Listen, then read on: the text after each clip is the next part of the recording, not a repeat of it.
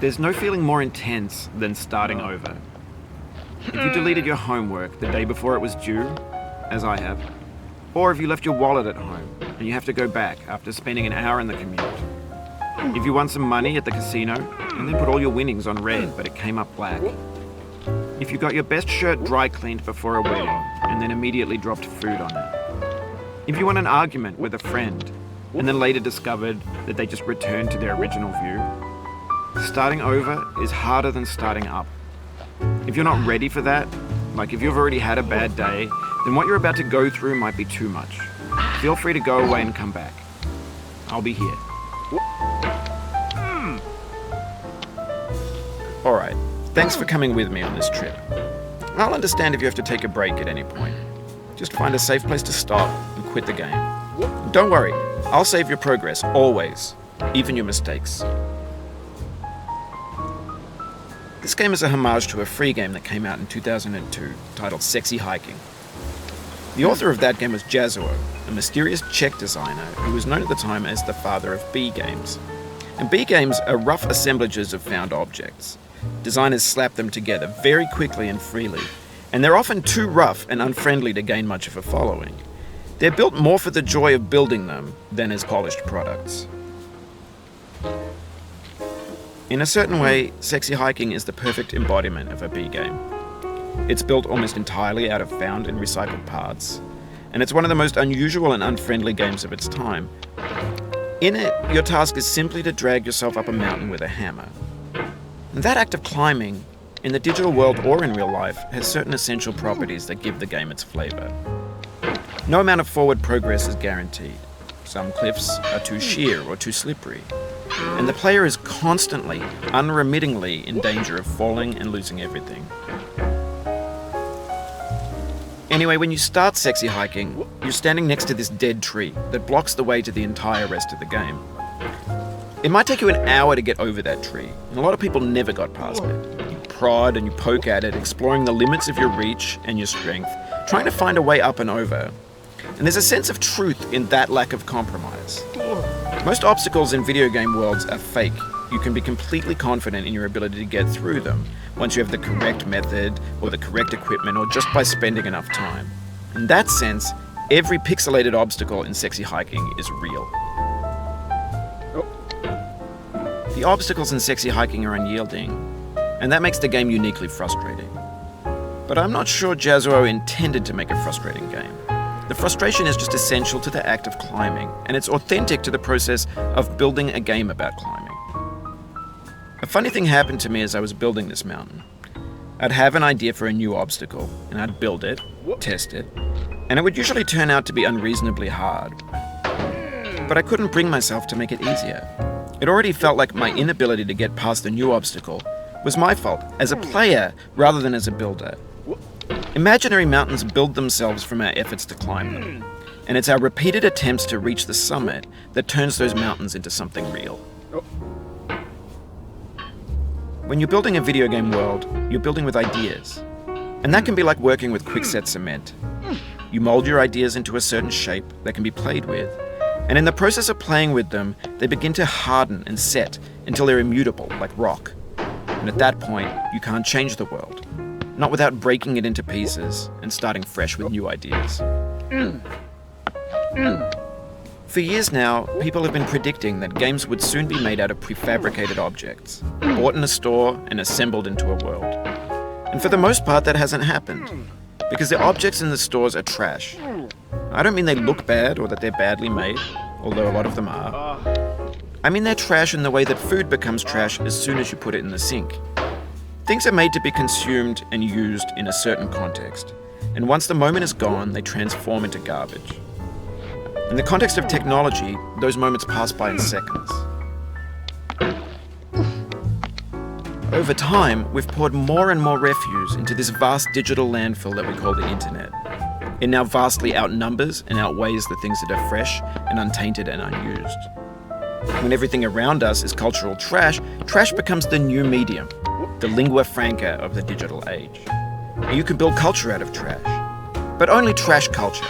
B games, B movies, B music, B philosophy. Maybe this is what digital culture is.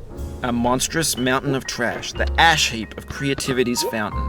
A landfill with everything we ever thought of in it. Grand, infinite, and unsorted. There's 3D models of breakfast, Gen X's fanfic novels, scan magazines, green screen Shia LaBeouf, banned snuff scenes on LiveLeak. Facebook's got lifelike bots with unbranded adverts and candid shots of Kanye and Taylor Swift mashups, car crash epic failed GIFs, Russian dashcam vids, discussions of McRibs, discarded, forgotten, unrecycled, muddled, rotten, untitled. Everything's fresh for about 6 seconds, until some newer thing beckons and we hit refresh. And there's years of persevering disappearing into the pile, out of style, out of sight. In this context, it's tempting to make friendly content that's gentle, that lets you churn through it but not earn it. Why make something demanding if it just gets piled up in the landfill, filed in with the bland things?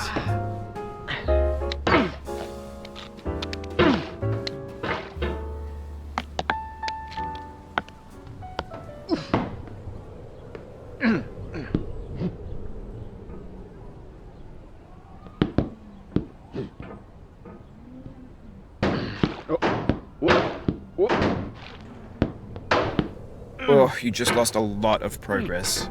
That's a deep frustration, a real punch in the gut.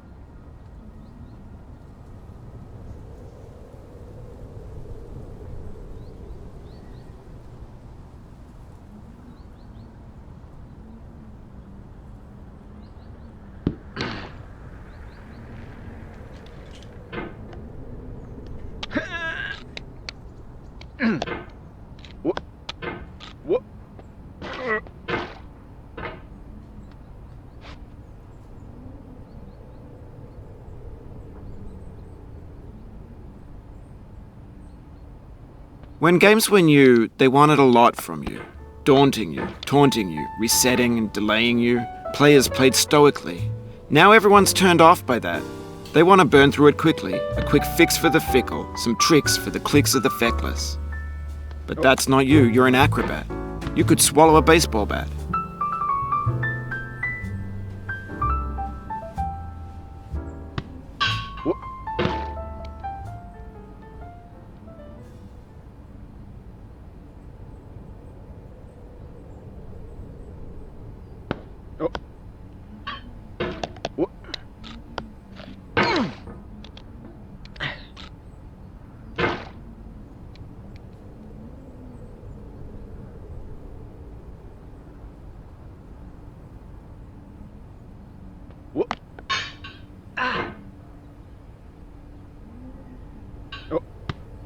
Now I know, most likely you're watching this on YouTube or Twitch, while some dude with 10 million views does it for you, like a baby bird being fed chewed up food.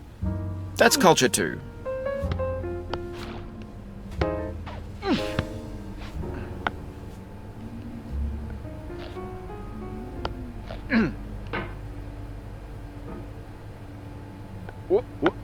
But on the off chance that you're playing this, what I'm saying is, Trash is disposable, but maybe it doesn't have to be approachable. What's the feeling like? Are you stressed? I guess you don't hate it if you got this far. Feeling frustrated? It's underrated.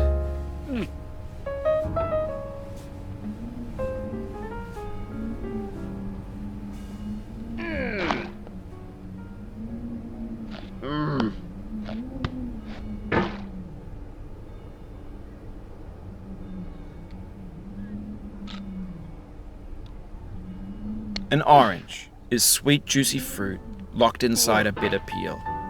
That's not how I feel about a challenge. I only want the bitterness. It's coffee. It's grapefruit.